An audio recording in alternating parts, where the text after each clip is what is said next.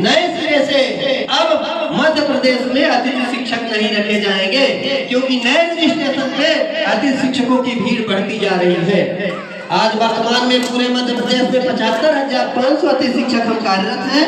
अपने महोगंज जिले में 972 अतिथि शिक्षक कार्यरत हैं।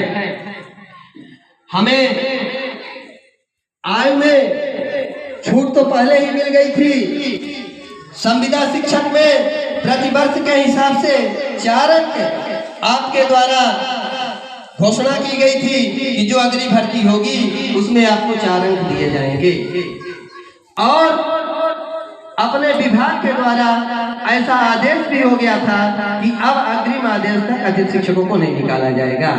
परंतु अभी प्रमोशन और ट्रांसफर की नीति सरकार के द्वारा चलाई जा रही है, जिनमें से एक वीसी के माध्यम से, जिसका कोई आदेश नहीं है, एक वीसी के माध्यम से हमारे सिगरौली जिले के डीओ ने हमारे अतिथि शिक्षकों को निकालना प्रारंभ किए, तो समस्त जिलों में निकालने लगे।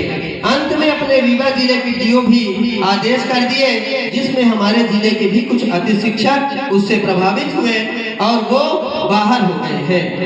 फिर हमारे प्रदेश स्तर की टीम भोपाल में जाकर अपने विभाग से जब संपर्क किए तो बताएं कि ये डीओ स्तर की बात है, यदि वहाँ कहीं अतिथि शिक्षक नहीं है तो वे निकटतम व्यवस्था कर सकते हैं।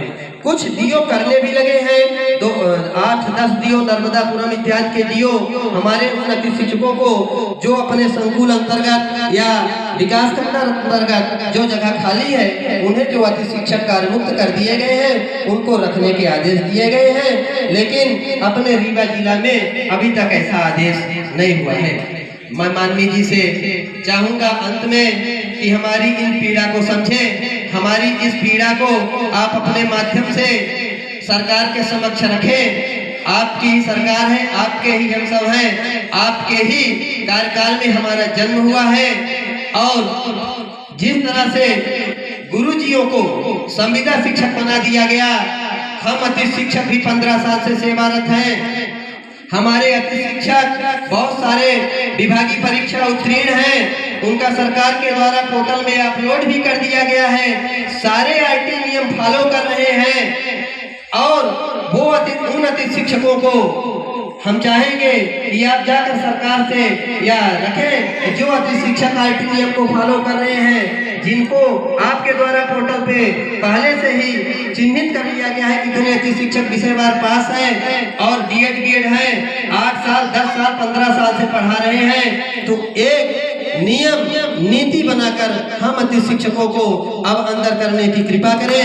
यही हमारी आपसे अपील है, निवेदन है, ज्यादा कुछ कहने की जरूरत नहीं है। अब हम अपनी बाड़ी को विराम देते हैं और चाहेंगे कि आदरणीय हमारे इस कार्यक्रम के मुख्य अतिथि हमारे चहेते विधायक, हमारे सबके प्राणप्रिय विधायक आए और अपना आशीर्वाद वचन हम अतिथि शिक्षकों के सामने रखें। आदरणीय विधायक जी।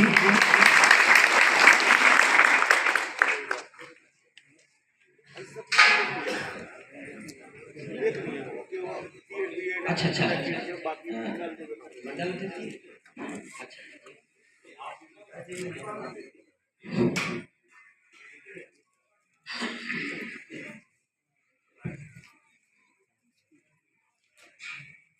वीडियो बना ले। आज अतिथि शिक्षकों का एक सम्मेलन आप सब लोगों ने किया है,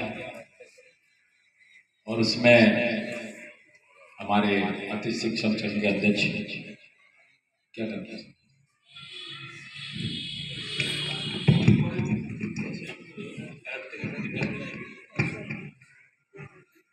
डायस तो ठीक है, डायस है नहीं ऐसे चलिए।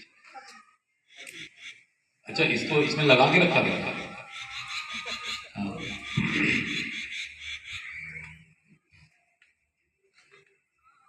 तो हमारा तो लेवल ही लगा, आप लोग 2008 से आए हैं, 2008। अब मैं 97-98 में मेरे को लोग बाग गेस्ट टीचर बोलते थे जिस स्कूल में पढ़ाता था, क्योंकि मैं जिस स्कूल में पढ़ाता था वहीं रहता भी था। मैं 1986 में घर त्याग दिया था। 86 के बाद मैं 98 में वापस आया था।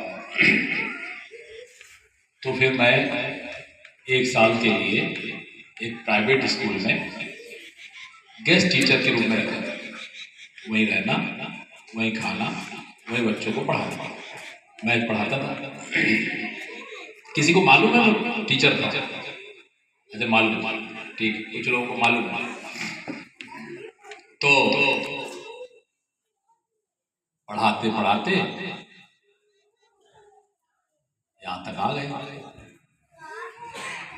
थोड़ा सा और पढ़ाने का मौका मिला तो किसी और को पढ़ाने लगे, फिर और मौका तो किसी और को पढ़ाने लगे, फिर सब लोग पढ़ने लगे, मैं सबको पढ़ाने भी लगा।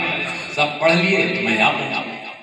इसलिए कभी भी हताश और निराश नहीं होना चाहिए, ये ध्यान करके पढ़ाइए। मैं जब शिक्षक था, थोड़ा सा अपने बारे में बता दूं, तो इसलिए बता रहा हूं क्योंकि आप लोग अपनी पावर को नहीं समझ रहे। आप लोग अपनी शक्ति को, अपने पावर को, अपने ज्ञान को सैलरी से तोल रहे हो। ये मेरे लिए दुख का विषय है।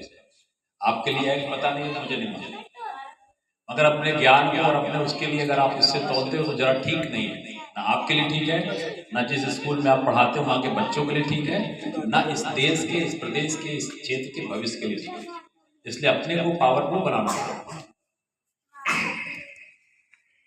हम पूरे देश भर में घूमते थे, 12 साल बाहर रहे। सेवक से हम दिल्ली में लगभग 5.5 साल, 6 साल के लगे वहाँ रहते थे। तो वहाँ भी हम